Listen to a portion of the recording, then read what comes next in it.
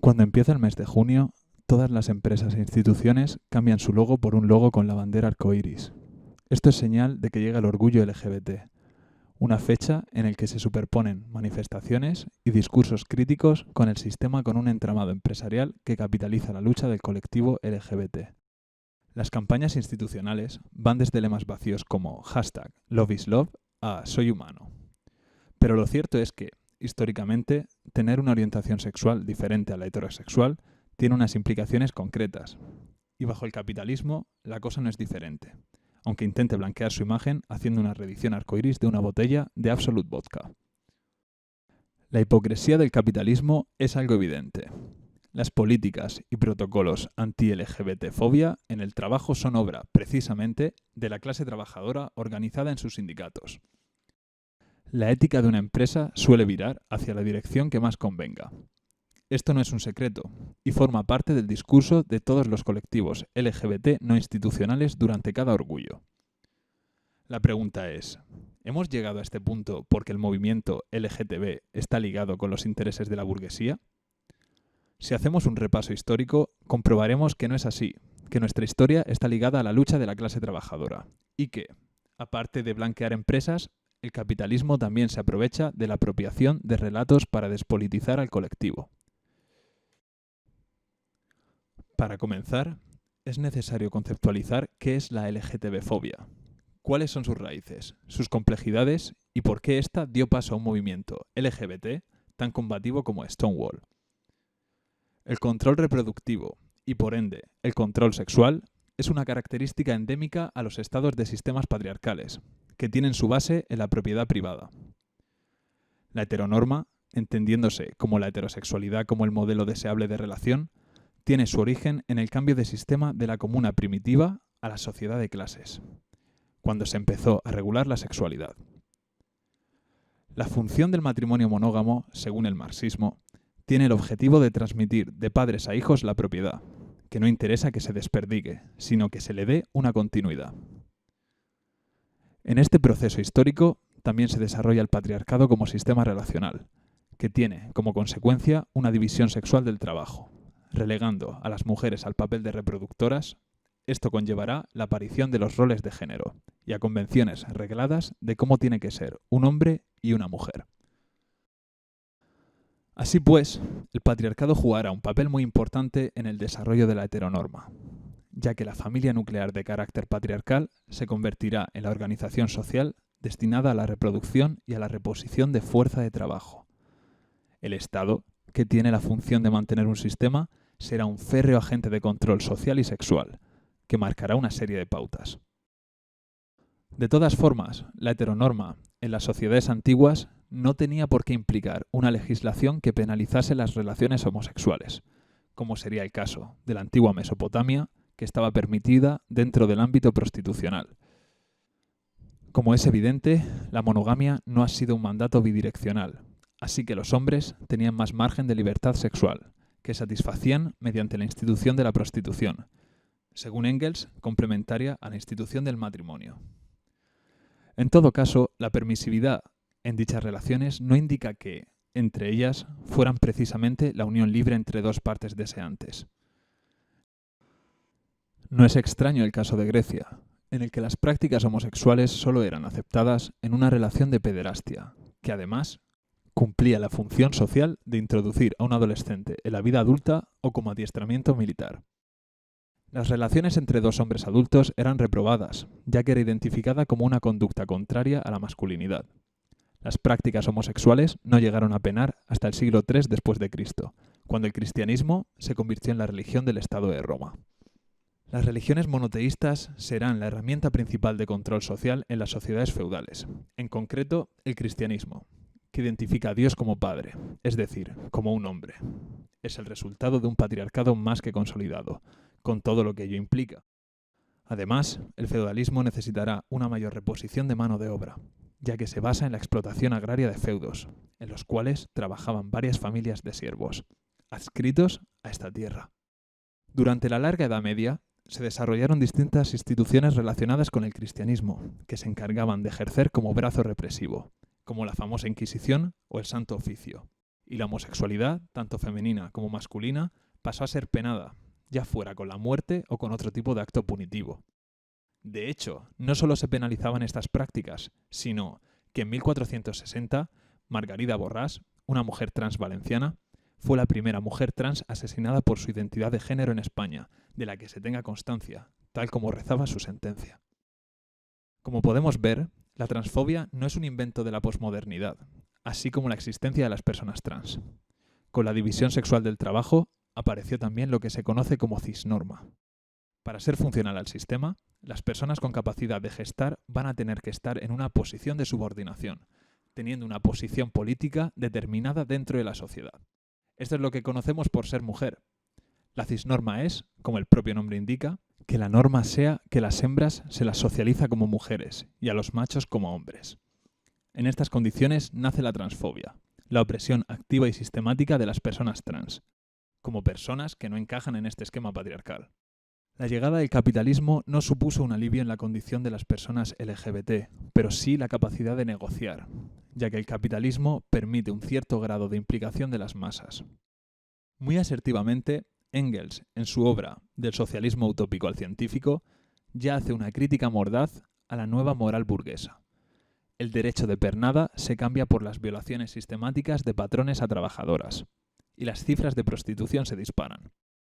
La implementación del sistema capitalista supone el cambio en el paso de la producción individual a la social, es decir, un entramado de personas trabaja en la fabricación de una mercancía, pero los beneficios son de apropiación privada. Esto supone también un fuerte desarrollo industrial, que necesitará de una abundante mano de obra.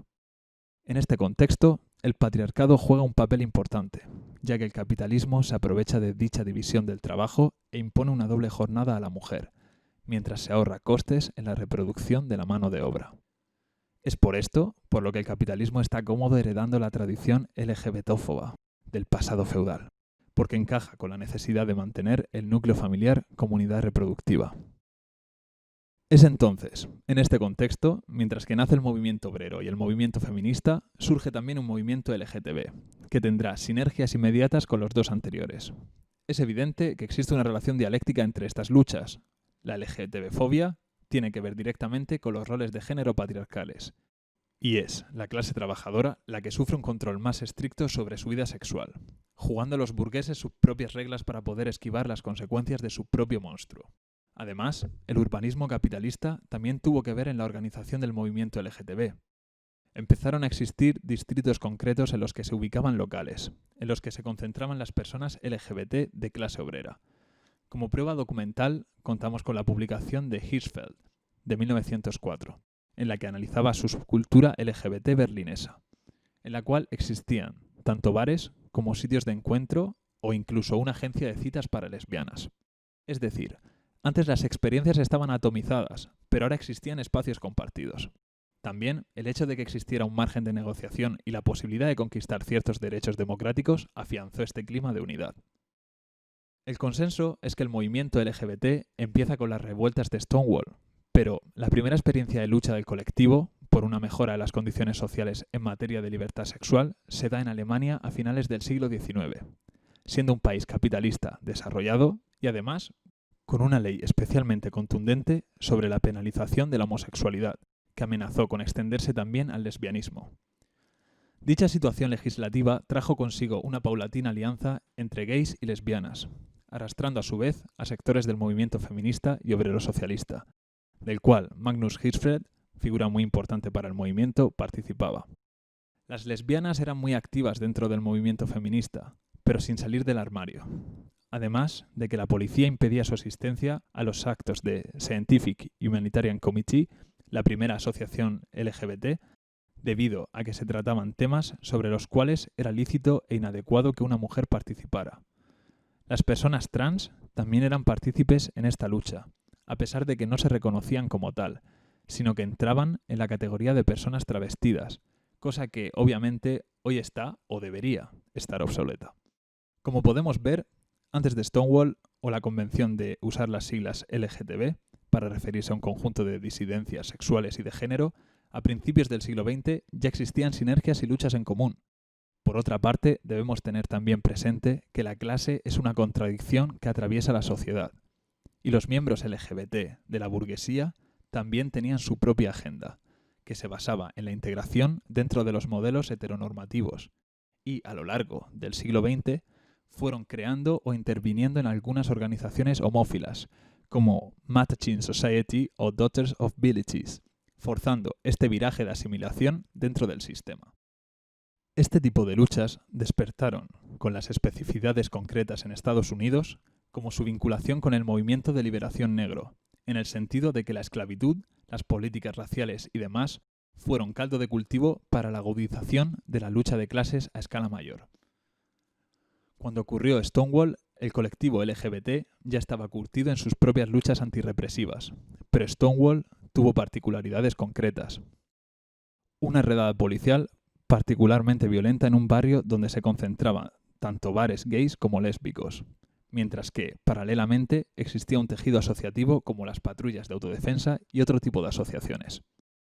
Las personas que tuvieron un papel vanguardista respecto a un episodio tan descarnado de homofobia fueron mujeres trans, lesbianas butch y personas marginalizadas en general.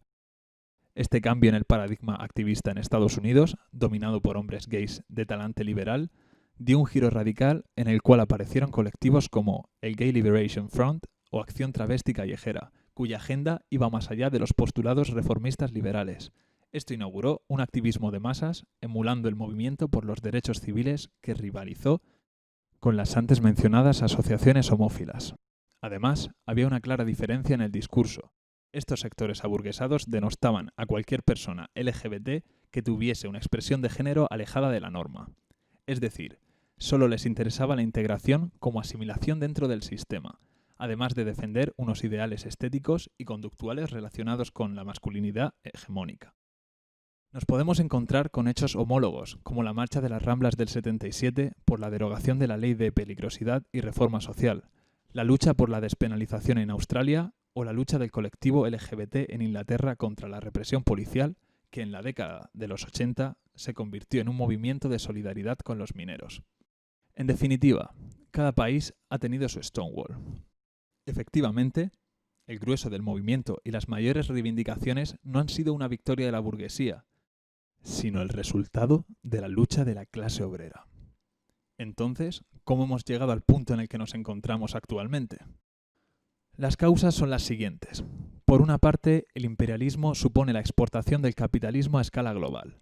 Por lo tanto, nos encontramos que en unos países la actividad económica capitalista tiene un mayor grado de automatización, de avance tecnológico, con operaciones más sofisticadas, que ejercen dominación en otros países donde se requieren tareas más sencillas y pesadas, con un grado mucho más bajo de avance tecnológico e infraestructuras y con una mano de obra mucho más barata.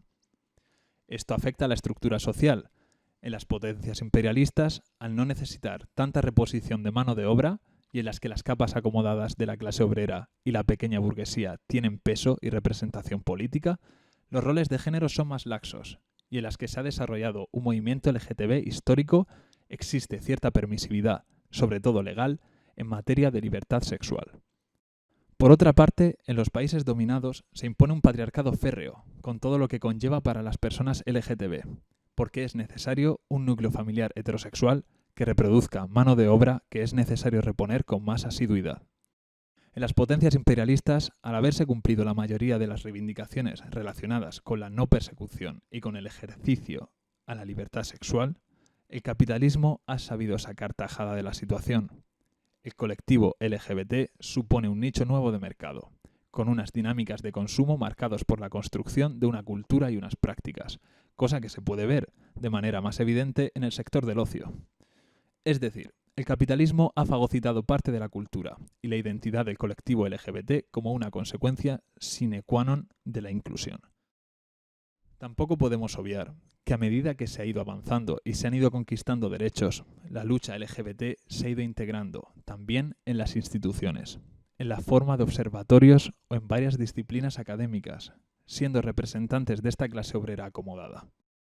Estas instituciones suelen bailarle el agua de la burguesía, defendiendo incluso medidas machistas y clasistas como la gestación subrogada, que se basa en la explotación reproductiva de mujeres pobres que suelen provenir, precisamente, de países dominados por el imperialismo. Aunque el capitalismo se ponga una máscara gay-friendly y nos haya concedido derechos como la despenalización, el matrimonio igualitario o el cambio de género en el registro civil aún queda camino por recorrer. Nos encontramos en un contexto en el que un 43% de las personas trans residentes en la Unión Europea admite haber sufrido más de 3 agresiones o amenazas de violencia física o sexual en 12 meses. Y en España se registró en 2017 una tasa de paro del 85% en las personas trans por motivos de exclusión y discriminación. Además, un joven LGBT tiene una tasa de suicidio de 3 a 5 veces más alta que uno que no lo es. Por no hablar de todas las políticas de extranjería que niegan el asilo a personas LGBT que corren peligro de muerte en su país de origen. Como podemos comprobar, la situación no está para contentarnos con un pregón, unas verbenas y unos buzones pintados. Además, los derechos que hemos conseguido bajo el capitalismo no son garantía de nada. Vemos cómo la visibilidad de nuestro colectivo hace rugir a las cavernas. Fuerzas reaccionarias que operan dentro del mismo sistema capitalista intentan imponer medidas, como el PIN parental, que intentan impedir avances positivos para nuestra calidad de vida, como la educación sexual en escuelas. Las personas trans se enfrentan continuamente a violencia médica y a desabastecimiento de tratamientos hormonales, y aún se requiere un diagnóstico psiquiátrico para ciertos cambios en la documentación. Es por eso por lo que el movimiento LGBT de base no ha olvidado sus orígenes. Si no queremos retroceder en nuestros derechos, es necesario luchar. Por eso el año pasado marcharon en el orgullo los trabajadores de Telepizza en huelga, junto con los manifestantes. En cada manifestación crítica se corean cánticos contra la gestación subrogada y se expulsa a partidos reaccionarios y oportunistas como Ciudadanos. Toda esta historia, que aún vive en nosotros, tenemos que arrebatársela de las manos a los capitalistas, que solo se apropian de nuestros símbolos para sacar provecho económico. La libertad sexual va de la mano con la abolición del patriarcado, que marca fuego y condiciona las relaciones humanas.